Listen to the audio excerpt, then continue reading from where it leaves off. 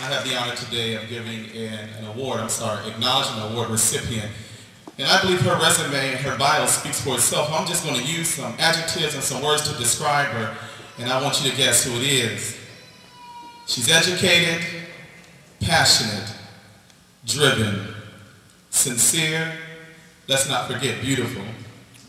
She is the host of Peace TV. She's an actress, she's a singer, she's a leader. Please join me, ladies and gentlemen. Who is it? Mary Moss, the one and only Miss Mary Moss. Thank you, God, for bringing us this far. And I had no idea in 2002 that God would use my life this way. I just knew that I was sick and tired of seeing my classmates and young people lose their lives to violence. So I rolled up my sleeve and I stepped out on faith and I said, God, use me as you will.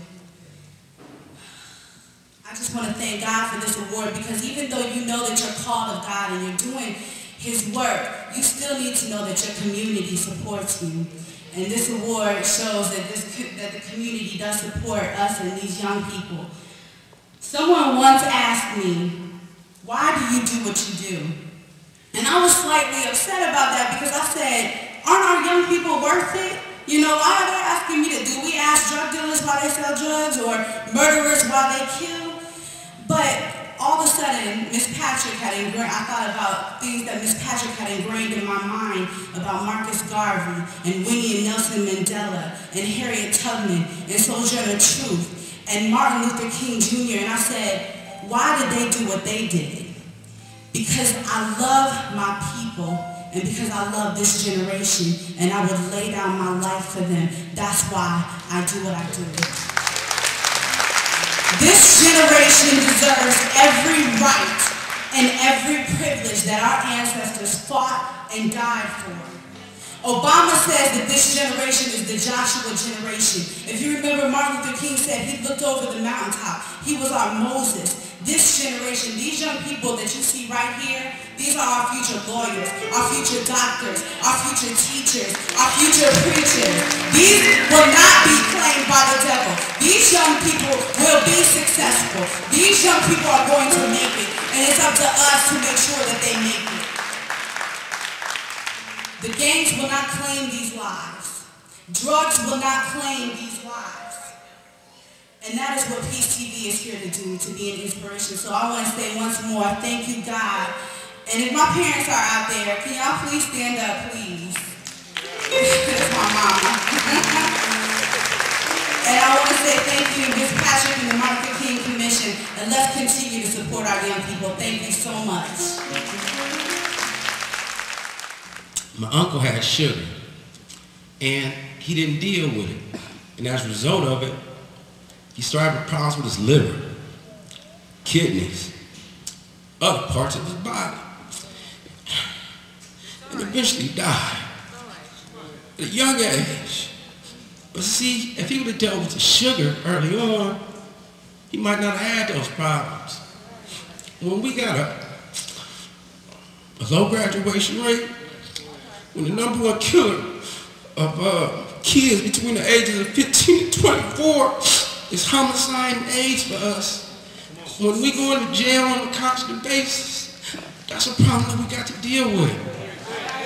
And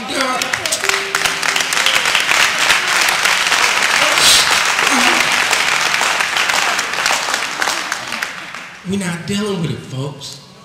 And as a result of it, gentlemen like the man that's on the front page of the paper last week, got kids jumping on them, breaking into their houses and causing crime, and we see postal workers getting shot in the head, and we see a young man that was 19 years old get killed over there by chips.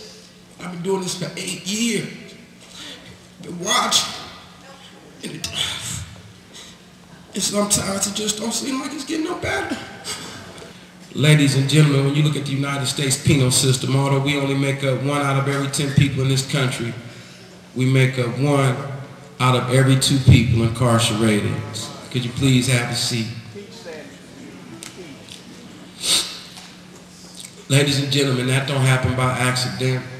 That happened by systemic efforts that we need to start to address in our own community, things that we need to start doing, things that we need to start addressing.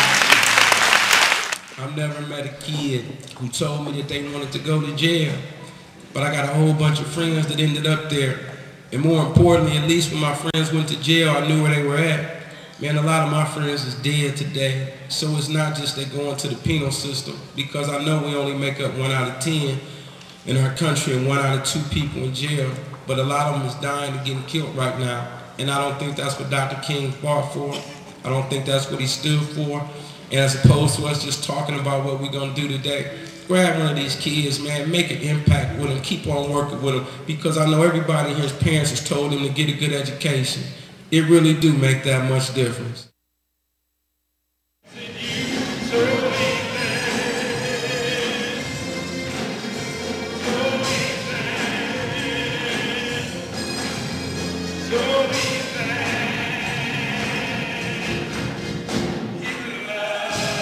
I'm very proud to be a part of this event.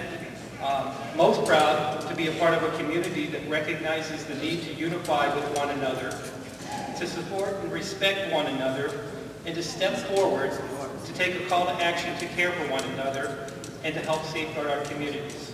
A lot of people are out here suffering today not because they don't have God in their life. You see, God doesn't make any mistakes, but people do. And so we have to find a way to work with the children that we see each and every day. Talk to them about something positive.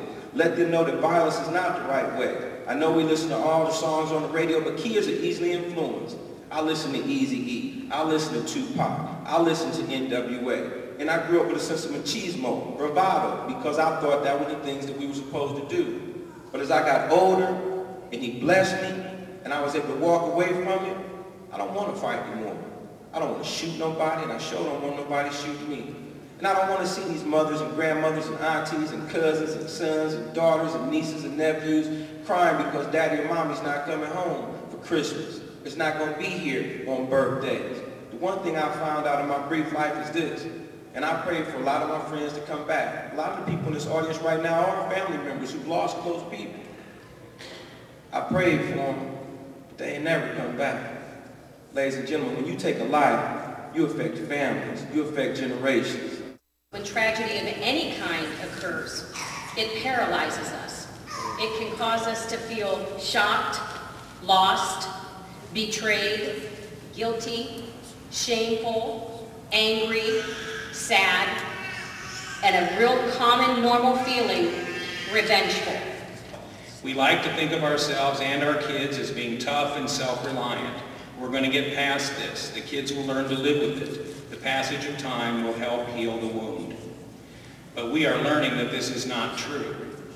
A groundbreaking study by the Center for Disease Control and Kaiser Permanente has shown that children who experience bad things do not necessarily get over them. As adults, they are statistically far more likely to suffer from health problems that shorten their lives. Depression, drug abuse, alcohol abuse, smoking, lung disease, severe obesity, these and other things can be traced back to adverse childhood experiences.